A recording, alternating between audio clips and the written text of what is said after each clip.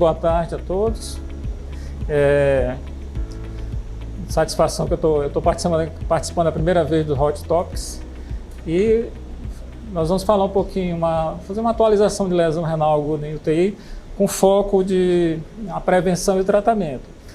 Eu vou falar inicialmente, fazer uma revisão rápida dos conceitos, da evolução da conceituação da lesão renal aguda. Vamos falar das principais nefrotoxinas que os pacientes em terapia intensiva são expostos. Falar da prevenção e tratamento com algumas atualidades da lesão renal aguda na sepse e no Covid-19. Por muito tempo, mais de 20 anos, 30 anos atrás, existiam mais de 20 definições de IRA, desde a duplicação de creatinina, a necessidade de diálise. Em 2004, o grupo ADQI, ele é um grupo de nefrologistas, ele foi o primeiro tentativa de consenso para sistematizar uma definição e classificação da IRA em estágios, para produzir grupos comparáveis para futuros estudos prospectivos randomizados. Foi a chamada classificação de Reifel, que a Reifel é um acrônimo, R é de risco, E de injúria, F de failure, L de loss, e é de end stage. Então, o Reifel R é aquele que tinha um aumento de 50% no valor da creatinina, um débito urinário menor do que 0,5 ml por quilo-hora por mais de 6 horas. O Reifel I seria a duplicação da creatinina e um débito urinário menor que 0,5 ml por quilo por 12 horas. E o Reifel F seria triplicar a creatinina, uma creatinina acima de 4, um débito urinário menor que 0,3 ml por quilo, 24 horas, uma anúria por 12 horas. O L seria aquele que não recuperasse, seria a IRA prolongada, que não recuperasse a função renal em 1 mês. E o E é aquele que viraria crônico, que o corte é 3 meses. Então, essa foi a primeira tentativa. Em 2007, houve o grupo AQIM, um grupo de estudo de injúria renal aguda, que envolvia nefrologistas e intensivistas, propôs a definição de consenso da IRA, que é essa aqui, que todo mundo usa até hoje, que é um aumento absoluto de 0,3 no valor da creatinina, em 48 horas, um aumento percentual de 50%, ou 1,5 vezes a creatina basal nos últimos 7 dias, ou a diurese menor que 0,5 ml por quilo-hora por mais que 6 horas. E o grupo AQIM, ele propôs esse termo que se usa hoje, que é a história da lesão renal aguda. Até 2007, todo mundo chamava insuficiência renal aguda. Então, lesão renal aguda é um termo mais amplo que envolve alterações moleculares, celulares, que precedem o comprometimento da filtração glomerular. E por último, em 2012, e o grupo AQIM, o que era Reifel R virou o estágio 1, o I estágio 2 e o estágio 3 seria o Reifel F. E por fim, em 2012, a Sociedade Internacional de Nefrologia, através de seus guias de boas práticas, chamado CADIGO, ele validou a definição de consenso de IRA do AQIM e validou também aquela classificação da IRA em estágios. Então ficou a mesma coisa, estágio 1, 2, 3, só que a gente chama agora CADIGO 1, ou KDIGO 1, 2 e 3. Sendo que a diferença aqui é que quem está em diálise, independente da creatinina ou da diurese, ele é considerado CADIGO 3, certo? Nessa classificação de estágios, observa-se que tem a creatinina e o débito urinário. Então, você sempre escolhe o pior marcador. Então, se a creatinina duplicou, mas está anúrico por mais que 12 horas ou 24 horas, ele é CADIGO 3 e não CADIGO 2. Agora, nós vamos falar das principais nefrotoxinas que os pacientes de terapia intensiva estão expostos. Vamos falar primeiro dos chamados radiocontrastes. Eu tinha colocado a fibrose sistêmica nefrogênica, mas eu tirei por causa para a aula não ficar muito grande. Então, o que tem acontecido com os contrastes ultimamente, os contrastes iodados? Cada vez mais procedimentos hemodinâmicos, o avanço da medicina, pacientes com mais comorbidades, mais idosos, as pessoas estão sobrevivendo mais, então tem um aumento absoluto do número de complicações relacionadas ao meio de contraste. Antigamente, até uns 20 anos atrás, a principal nefrotoxina nefrotoxinas em pacientes internados em hospitais eram anti-inflamatórios e aminoglicosídeos. Hoje são os radiocontrastes iodados. E é importante a prevenção. E se sabe disso há muito tempo. Esse trabalho aqui de 1997 foi assim que foi bem interessante, que todo mundo mostra nessas aulas de nefropatia induzida pelo contraste. Eles avaliaram quase 2.000 pacientes submetidos a angioplastia coronariana e correlacionaram a evolução do paciente dentro do hospital, com a alta ou com a evolução do ponto de vista de nefropatia induzida pelo radiocontraste. O que eles observaram? Aqueles pacientes que foram submetidos a procedimentos angioplastias coronarianas que não tiveram nefropatia induzida pelo contraste, a mortalidade intra-hospitalar é em torno de 1%. Aqueles que tiveram nefropatia induzida pelo contraste, mas não necessitaram de diálise, a mortalidade já foi para 7%. E aqueles que tiveram isso e necessitaram de diálise, nessa população de pacientes coronariopatas, a mortalidade já foi para 36%. É lógico que é um estudo aí de 1997, mas daí a importância da prevenção. E como é que o contraste ele é tóxico para o rim? Ele tem efeito direto, o próprio contraste é tóxico para o epitélio tubular renal, tá? Ele tem uma toxicidade direta e uma toxicidade, e o outro efeito indireto, que os contrastes iodados, eles levam vasoconstrição renal. Ele aumenta a produção de substâncias vasoconstritoras e diminui a produção de substâncias vasodilatadoras no rim. Isso, além disso, principalmente os contrastes hiperosmolares, eles são hiperviscosos. Então, diminui o fluxo, tornando o fluxo laminar. E a medula renal, como ela é pouco vascularizada, é quem sofre primeiro onde estão os túbulos, tá? Então, tem esse duplo efeito. O Meehan, eles publicaram em 2004 no Colégio Americano de Cardiologia, fizeram um algoritmo interessante. Eles avaliaram mais de 2.500 coronariografias e observaram, dentre os diversas comorbidades, identificaram as principais. E fizeram tipo uns scores para definir o risco de um paciente que faz um contraste iodado de fazer uma nefropatia ou necessidade de diálise. Observa que na corte deles, a pressão arterial baixa, o uso de balão intraórtico, insuficiência cardíaca, tipo funcional 3 ou 4, idoso, anemia, diabetes, o volume de contraste, a função renal alterada. Cada ponto desse aqui, cada item desse pontuava, sendo que os mais importantes é a doença renal crônica e ter disfunção sistólica. Eles observaram que quanto maior é a pontuação nesse conjunto de critérios, maior o risco de desenvolver nefropatia induzida pelo contraste e de ir para a diálise. Tá? Dos fatores principais de risco, como eu falei há pouco, ter uma doença renal crônica prévia é o principal, especialmente se for diabetes. Tá? Esse trabalho aqui de Marenzi, de 2006, ele correlacionou a função de filtração glomerular com a fração de ejeção. Então, assim, um indivíduo que tinha uma filtração acima de 60 ml por minuto, com a fração de ejeção maior que 40%, o risco de desenvolver nefropatia por contraste nessa corte dele foi 11%.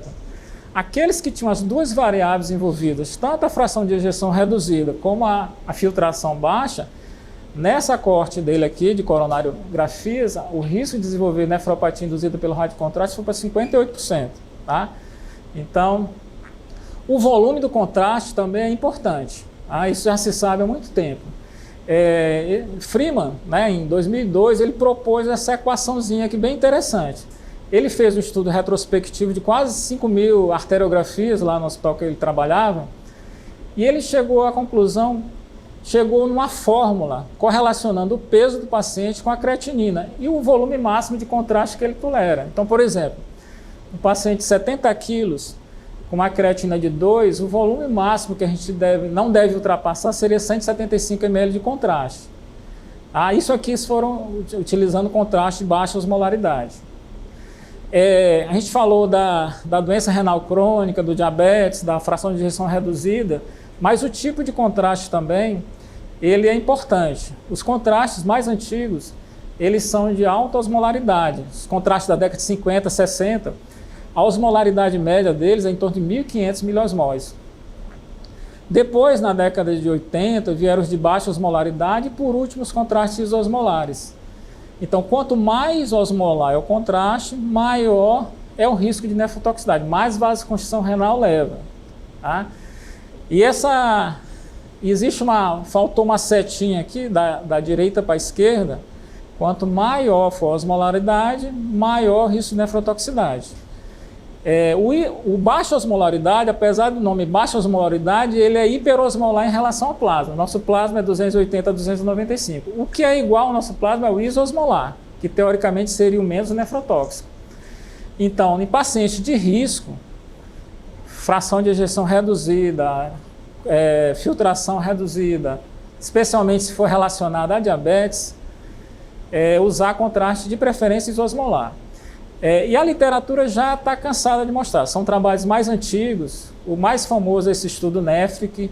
Então, todos os estudos, eu não vou entrar em detalhes agora, o estudo RECOVER, o estudo CARE, o estudo ICON, comparando contraste isosmolar com contraste de baixa osmolaridade. Mostrando o contraste isosmolar, ele é superior em termos de prevenção da nefropatia induzida pelo radiocontraste. E a hidratação, a gente falou que é importante não fazer o exame com contraste com a hipotensão arterial, os pacientes hipovolêmicos são fator de risco. E como é que seria a hidratação? Hidratação com soro fisiológico mesmo, aí são baseados nos trabalhos de TEP, Marenzi, você faz 1 ml por quilo-hora. Isso é receita de bolo, cada um faz de um jeito. A gente pega do trabalho do TEP, que é aquele da acetilcisteína, né, que se usou muito tempo. Você inicia 1 ml por quilo-hora, 12 horas antes e mantém por 12 horas após. Tá?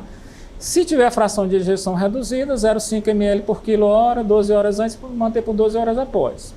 Em 2004, acho que a gente ouviu falar da história do bicarbonato de sódio. Né? Então, de onde saiu essa história? Desse estudo aqui de Merten, publicou no JAMA em 2004, que eles compararam a hidratação com soro fisiológico com bicarbonato de sódio isotônico. O que eles observaram? Que a incidência de nefropatia induzida pelo radiocontraste foi inferior no grupo que fez bicarbonato de sódio. Da onde essa história do bicarbonato de sódio? É assim, a partir de estudos experimentais em ira e em camundongo. Tá? Então, quando você hidrata o camundongo com bicarbonato de sódio, em modelos experimentais de ira, há uma melhor prevenção em relação à ira isquêmica. Então foi baseado nisso. Tá? E como é que seria a hidratação com bicarbonato de sódio? Você faz ele numa solução isotônica, dilui ele numa quantidade de uma parte de bicarbonato para 6 de água. E o estudo de Merten fazia 3 ml por quilo por hora, 1 hora antes do exame, e manter por 1 ml por quilo por hora por 6 horas após o exame. Tá? O que a gente faz muito utiliza o bicarbonato naqueles pacientes com fração de ejeção reduzida, porque o volume é menor. Você observa, se ele tiver 70 quilos, ele vai utilizar aqui 3 por quilo, vai ser 210 ml 1 hora antes, né? É melhor do que fazer 100 ml por hora no paciente com disfunção sistólica. É uma ideia, né? Mas assim, o estudo definitivo, aí, que é mais recente, 2018, é que assim, existe a dúvida se o bicarbonato de fato é melhor.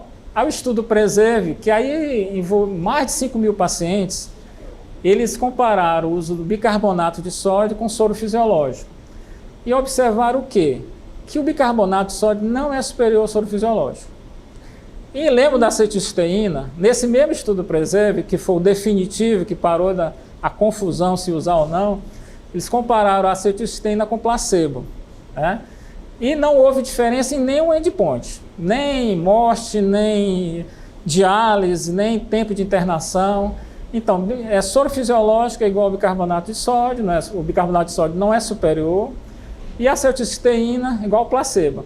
A gente brinca que a acetilcisteína, por contraste, é a cloroquina por Covid. Mal não faz, né?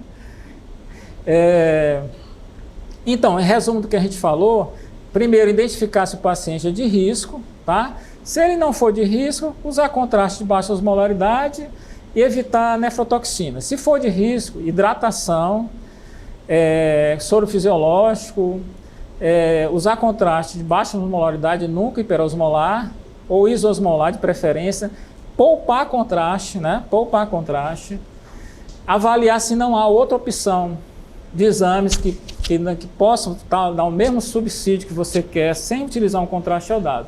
E depois que fizer o exame, tem que fazer o follow-up pelo menos 3 dias, da creatinina. Tá?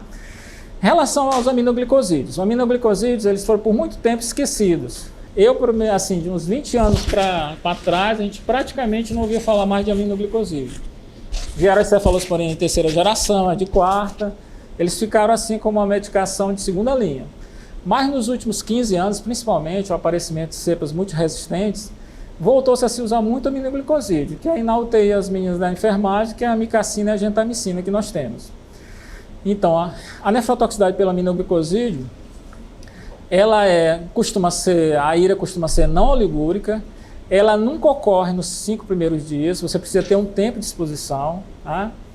Os fatores de risco, como qualquer ira, ter disfunção renal prévia, exposição à nefrotoxina concomitante, pacientes desidratados, pacientes idosos, são fatores de risco. E a nefrotoxicidade, ela depende do tempo de exposição. Quanto maior, trabalhos aqui antigos, mas isso é verdade, quanto maior o tempo de duração do curso do aminoglicosídeo, maior é o risco de nefropatia, de nefrotoxicidade pela droga. Tá? Você não vai ver lesão renal aguda por aminoglicosídeo com menos de 5 dias de uso. Não é usual. A toxicidade do aminoglicosídeo é preferencialmente por proximal. As células fazem endocitose das moléculas, isso ativa as lisossomas, leva à apoptose, etc. A necrose tubular aguda, especialmente no segmento proximal do néfron. Os achados na microscopia eletrônica, típicos. O interessante, assim, é que de uns 20 anos para cá, em relação ao aminoglicosídeo, se demonstrou que você fazer uma dose única diária, você atinge o mesmo poder bactericida do que fazer várias doses ao dia com menor toxicidade. Tá? Isso foi demonstrado que a efetividade da droga é igual. Em modelos experimentais de uso de gentamicina em ratos, se observou que quando você faz uma única dose diária, você tem um bom nível sérico com menos concentração renal da droga. Tá? Aqui, em modelos experimentais de ira em camundongos usando gentamicina, comparando uma única injeção por dia, 3 injeções, né, ou infusão contínua. Tá? E aqui, quanto maior a barrinha, maior a concentração renal da droga no rim, portanto, maior nefrotoxicidade. Isso aqui comparando as diversas drogas. E o que se sabe dos aminoglicosídeos é que você fazer uma dose única diária, você tem uma mesma eficácia, o mesmo nível sérico, o mesmo poder bactericida com menor toxicidade. Então, evita-se então fazer como se fazia antigamente. A gentamicina se fazia de 8 em 8 horas e a amicacina se fazia de 12 em 12 horas. Hoje se faz a dose única, que você tem o mesmo poder com menor toxicidade, porque a toxicidade tubular ela é relacionada à exposição prolongada e contínua da droga. Uma outra droga então a prevenção para a gente, que é o motivo aqui da aula, dose única diária, evitar nefrotoxina adicional, mas isso às vezes não é possível, dependendo do padrão do germe. Às vezes aquele germe é só sensível à combinação de amicacina com polimixina B, então é complicado. E evitar assim, cursos repetidos em curto intervalo de tempo. Tá? A anfotericina B, droga antiga também. A anfotericina B é nefrotóxica. Ela é nefrotóxica, ultrapassou a dose cumulativa de 600 mg, ela é nefrotóxica. E a nefrotoxicidade da anfotericina B, ela tem uma particularidade que, além de alterar a função de filtração, ela leva uma série de distúrbios hidroeletrolíticos e ácido básico. Por quê? Ela tem um solvente, que é o deoxicolato, que ele é o motivo que ele mata o fungo, ele dissolve a membrana celular do fungo. E ocorre a mesma coisa lá no túbulo renal, especialmente nas porções finais do néfron. Então ele faz poros entre as células tubulares, que tem as TAG juntas, ele faz poros por onde a gente perde potássio e magnésio. E é muito comum, como você perde muito potássio, você retém o proto-H+. Então o quadro clínico é uma disfunção renal associada à hipocalemia, hipomagnesemia e acidose metabólica tipo hiperclorêmica. Tá? Isso é o quadro típico. Pode ter também diabetes insípido nefrogênico, urinar muito, né, perder muita água. A prevenção. Então, os fatores de risco e desidratação, idade avançada, nefrotoxina associada, dose cumulativa acima de 600 mg. E a prevenção sempre, esse funciona bem, hidratar bastante com soro fisiológico, antes de cada infusão, monitorizar os eletrólitos e a forma lipossomal. Só que os estudos mais recentes não mostraram benefício em relação à nefrotoxicidade. Ela é muito útil para utilizar em tratamento para calazar, porque ela tem tropismo pelo sistema monocítico fagocitário, mas de nefrotoxicidade a diferença é muito pequena. A polimixina, essa também era droga esquecida até o início dos anos 2000. Eu me lembro que quando eu fazia faculdade a gente usava a polimixina só nas gotas otológicas, né? Eu já fui ver polimixina já nos anos 2000. Então, por que isso? Por causa do surgimento das enterobactérias carbapenema resistentes, principalmente as Klebsiella, E. coli, Enterobacter, Pseudomonas aeruginosa, Acinetobacter baumannii. Então, passou-se novamente a utilizar as polimixinas que tinham sido abandonadas por causa da sua nefrotoxicidade. Existem dois tipos, a B e a E. A E é conhecida como colistina, ela é mais nefrotóxica. A nefrotoxicidade pela polimixina é sempre muito difícil identificar numa análise univariada, porque são pacientes sempre muito graves, que já tomaram N antibióticos e tal. E naquele contexto ele faz uma IRA, saber se foi de fato a polimixina, isso é sempre muito complicado, os meninos aí sabem. A polimixina, como é que ela age? Ela se liga ela desloca cátions, aqui é a membrana celular do gram-negativo, ela se liga a cátions da membrana e desloca ele. Deslocando a membrana celular do gram-negativo, ela dissolve. E se interroga se esse seria o mecanismo da toxicidade do epitélio tubular renal. Né? Será que ela faz isso a mesma coisa como a anfotericina B faz no rim, a polimixina B faz? Há uma interrogação. Tá? Os fatores de risco são os de sempre, os pacientes idosos, os pacientes que já têm disfunção renal, que já estão usando nefrotoxina adicional. Lembrar que a colistina é mais nefrotóxica que a polimixina, e a colistina ficou hoje mesmo só para quando é infecção do trato urinário, porque a polimixina ela não penetra no trato urinário. Tá? Se você tiver que usar. Em relação à prevenção da nefrotoxicidade pela polimixina B, a única coisa assim, de diferente, além da hidratação, das medidas gerais, evitar nefrotoxina adicional, uma coisa que surgiu diferente, em 2015, um grupo italiano, numa corte de 70 pacientes, eles associaram vitamina C numa parte desses pacientes, como antioxidante, porque provavelmente teria alguma uma lesão adicional da célula tubular por radicais livres. O certo é que, em análise multivariada, nesse estudo deles, eles observaram, eles fizeram análise, entraram como fatores de risco para ir a idade, a função renal basal, o score de SOFA e o uso do ácido ascórbico, né, que é a vitamina C. Eles usavam 3 gramas por dia, que é bastante. E eles observaram uma proteção aí de 80% para a nefrotoxicidade, a vitamina C.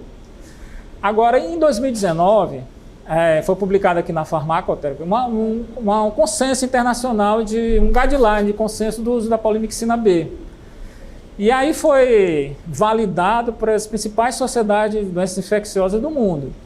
E nesse consenso, ele não há uma recomendação em relação ao uso para todo mundo da vitamina C, baseado porque, além desse estudo italiano, tem um outro estudo, mas com uma pequena estatística, um baixo poder estatístico. Tá? Os estudos de fraca recomendação. Então, ficaram assim meio em cima do muro, se usa, se não usa. Tá? Então eles recomendam, como os estudos não têm muito poder estatístico, e eles identificaram alguns bias de seleção, eles não recomendam o uso, vamos dizer assim, preventivo da nefrotoxicidade da vitamina C no uso da polimixina B. Agora vamos falar da sepse, né? Lesão renal aguda na sepse. Alguma coisa de nova que tem, especialmente ao entendimento da fisiopatologia da sepse, na lesão renal aguda na sepse. O que se sabe hoje que isquemia e reperfusão não explica tudo. Porque tem pacientes que fazem disfunção renal aguda sem estar hipotenso, né? Então qual seria a explicação? Que a explicação faz isquemia, lesão isquêmica, na reperfusão os radicais livres também contribuem para a lesão tubular. Então, o que os estudos histopatológicos pós-mortem, não há uma correlação entre o dado histológico e a clínica do paciente. Os pacientes, às vezes, oligúricos, anúricos e o rim muito bom, assim, com pouca lesão tubular. Então, a teoria unificada atual, vamos dizer assim, da lesão renal aguda na sepse, que haveria assim, uma disfunção microcirculatória, como ocorre em todos os órgãos, e inflamação, e uma coisa nova, que tem se descoberto recentemente, é a chamada reprogramação metabólica. Então, o que parece que as células do epitélio tubular renal, quando elas sofrem agressão pelos pumps e dumps, né, os padrões de dano de patógenos, os padrões de danos moleculares de danos, elas se protegem. Então, elas preferem sobreviver do que funcionar. Entendeu? Então, essa é um esqueminha, é um artigo de revisão bem interessante. O que ocorre? Então, quando você é exposto, está diante da sepse, a produção dos padrões moleculares de danos e padrões moleculares de patógenos são moléculas pequenas, elas chegam na microcirculação renal, o que elas fazem? Tá? Chegam lá nos capilares peritubulares, elas se ligam aos receptores, chamam Toll-like, né? E esses receptores, eles inibem a formação desse glicocálice, que é como se fosse um revestimento interno do endotélio. Quando tira esse glicocálice, o que acontece?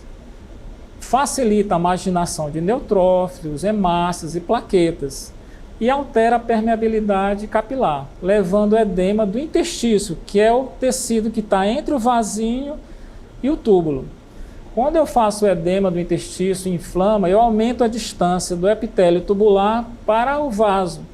E aí é mais difícil difundir o oxigênio, certo?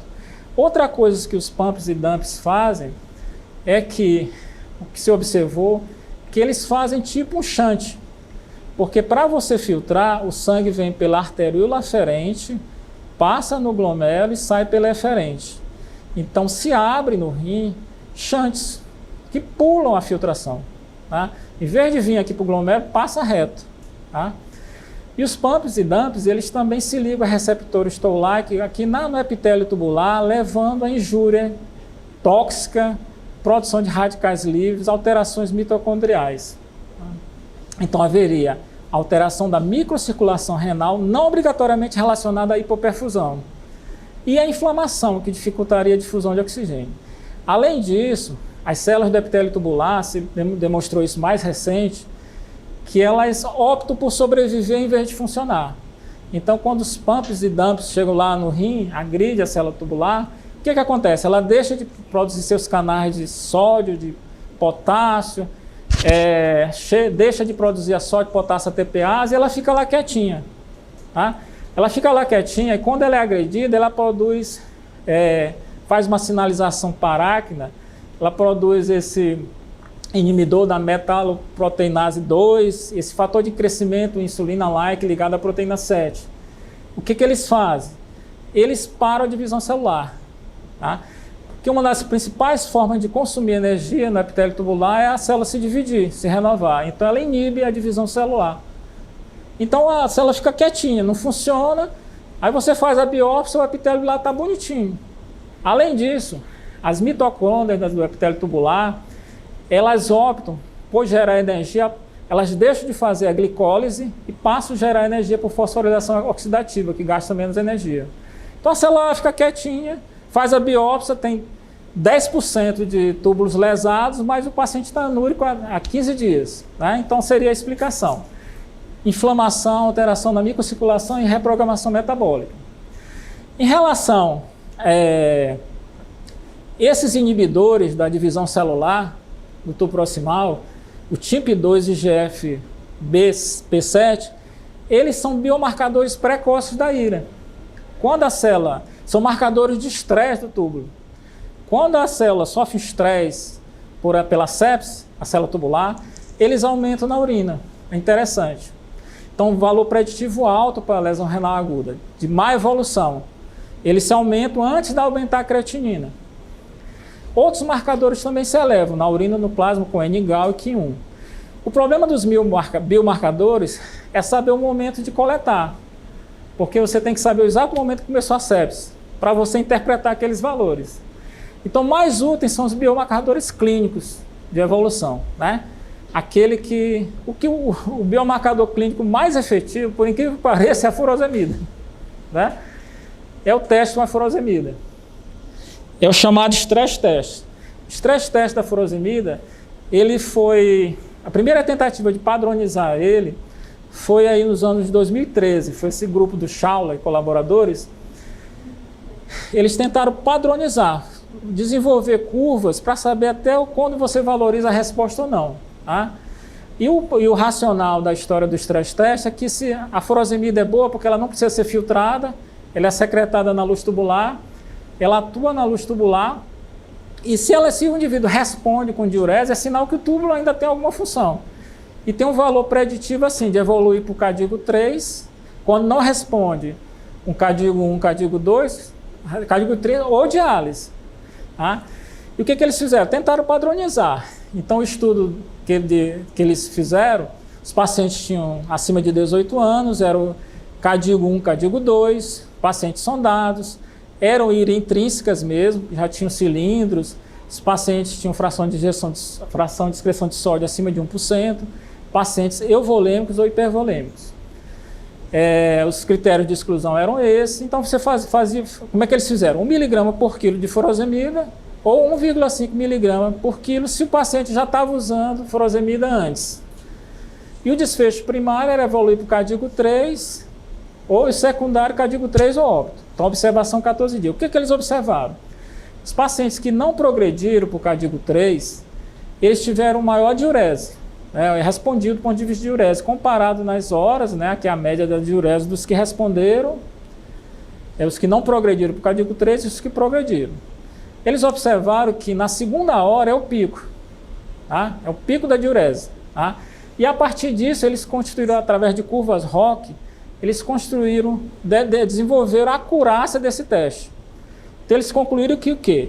Uma diurese menor que 200 ml nas primeiras 2 horas, após o stress test de furosemida, tem um valor preditivo positivo de ir para CADIGO 3 de 87%.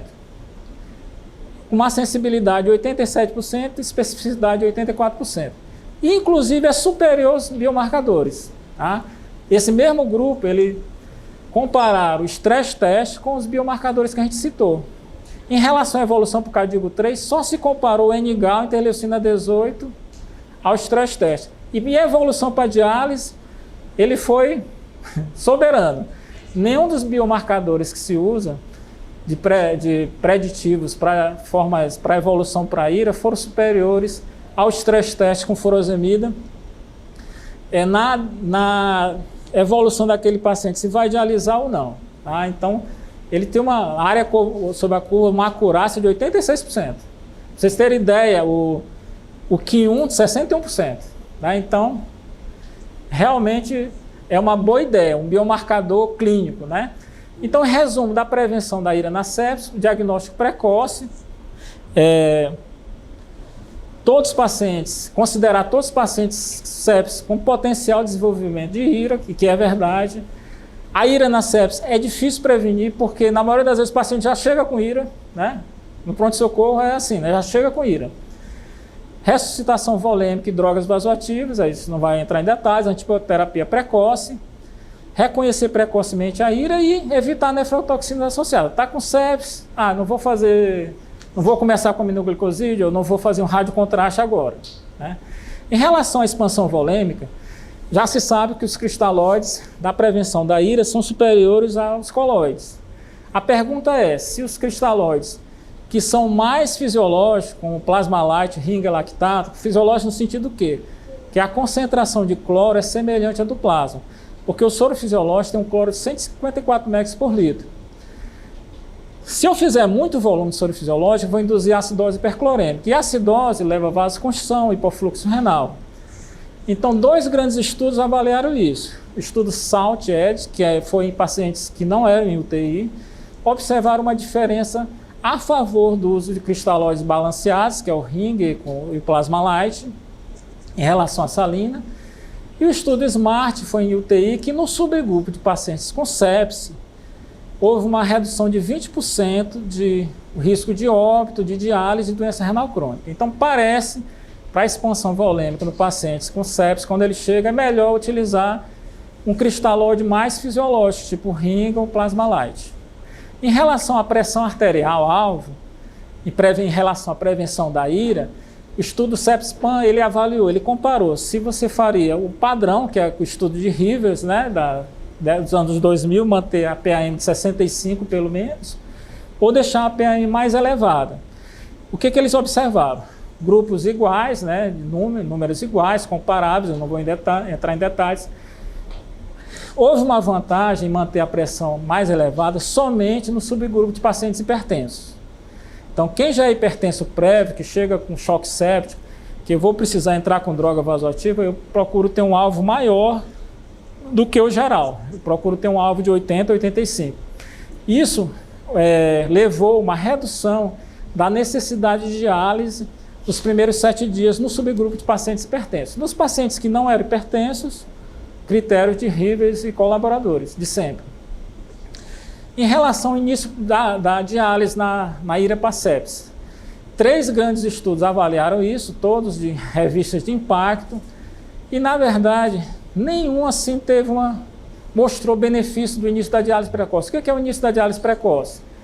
É aquele paciente que evolui para o cardíaco 3, mas ele ainda não tem hipercalemia, não tem acidose, ele não está hipervolêmico, aí você inicia a diálise logo. Comparado com aquela indicação clássica mesmo, que ele está anúrico, está hipervolêmico, está hipercalêmico, acidose. Então, os 3 estudos, com exceção do estudo ELINE, ele mostrou um benefício em termos de sobrevida.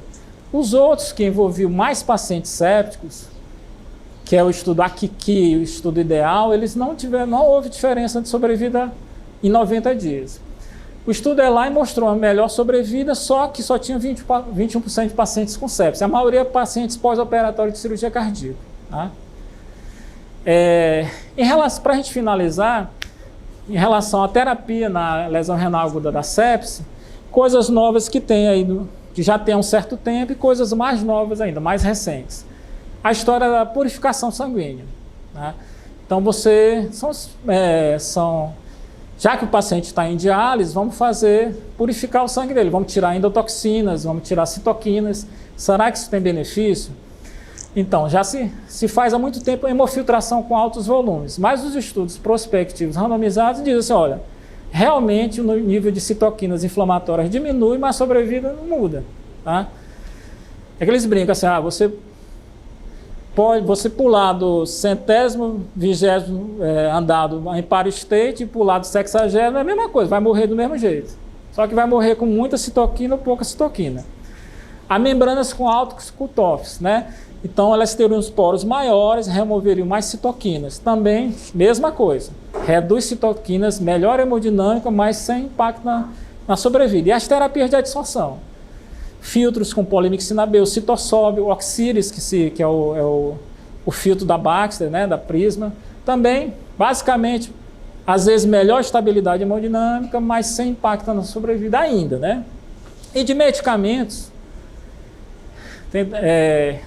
para usar na lesão renal aguda da sepsis, temos a história da fosfatase alcalina recombinante, que seria o mecanismo de ação.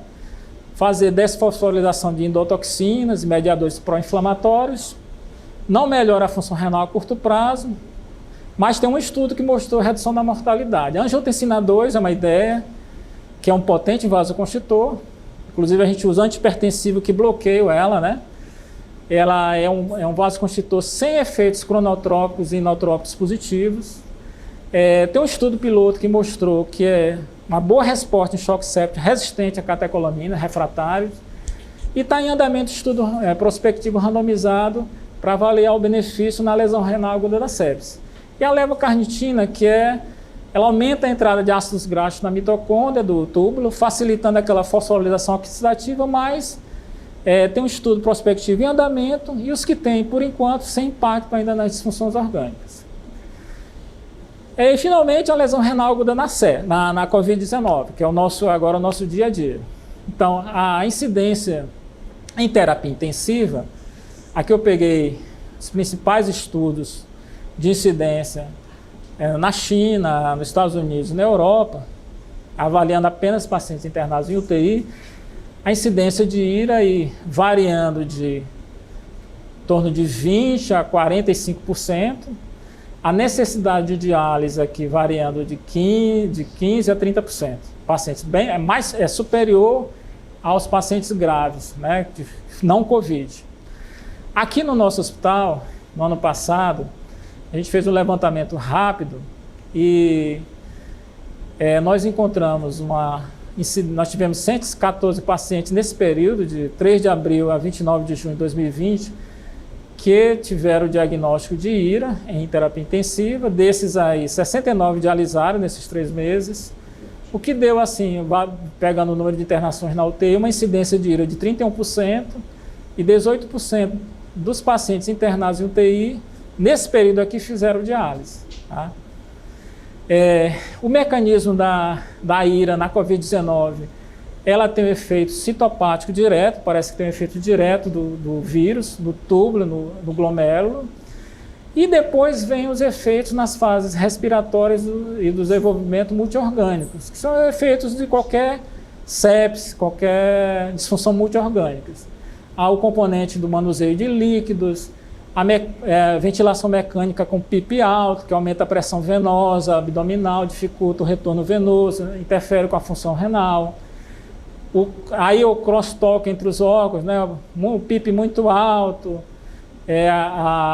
excesso de líquido, aumenta a pressão intraabdominal, aumenta a PIA, dificulta a filtração glomerular, e outros componentes da SARA, da sepsis, desculpa. De fato, o vírus ele foi identificado nos rins, né? Muitos estudos mostraram isso. Essa correspondência aqui publicada ano passado no New England, eles avaliaram a expressão do vírus do Covid em diversos órgãos. Pulmão, lógico, aqui tudo cinzinha, pesquisando o RNA do vírus, dos 22 pacientes, todos foram identificados, praticamente todos. No rim, de 22 necrópsias, se identificou o RNA do vírus em 13, nessa correspondência encaminhada aqui para o New England. Tá? Então, de fato, você identifica o vírus no rim. Se ele está fazendo mal, é outra coisa, mas ele está lá. Né? Em estudos de necrópsia, o primeiro publicado foi do pessoal aqui de Wuhan, né, que foi publicado até na nossa principal revista, o Kidney International. Eles avaliaram 26 necrópsias, pacientes que estavam em diálise lá em Wuhan.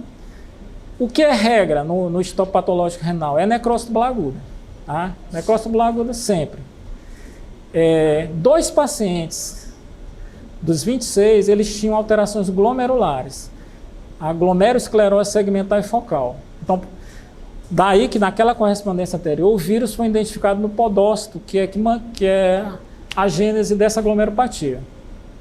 Na microscopia eletrônica, em 6 pacientes, eles observaram partículas virais sugestivas de coronavírus. E na imunofluorescência e na hibridização in situ, em 3 pacientes eles identificaram o vírus. Tá?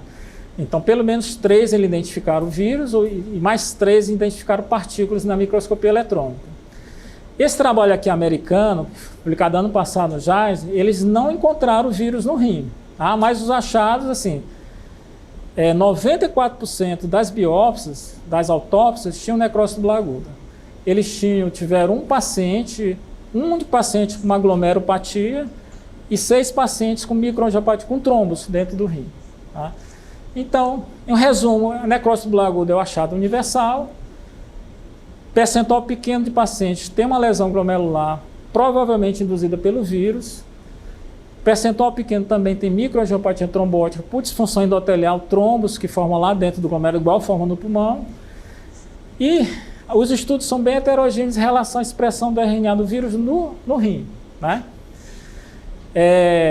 Ano passado, final do ano passado, tem uma boa revisão do grupo ADQI, que é um grupo de nefrologistas, que estuda basicamente diálise em pacientes renais agudos. Ele então estabeleceu as diretrizes para o diagnóstico, prevenção e tratamento da lesão renal aguda no contexto da COVID. Identificaram os potenciais fatores de risco, que são os mesmos fatores de risco para a mortalidade em COVID. Né? Ferritina alta, fatores de risco para a IRA no COVID, ferritina alta, PCR alto, dedímero alto, hipovolemia, rabdomiólise, etc.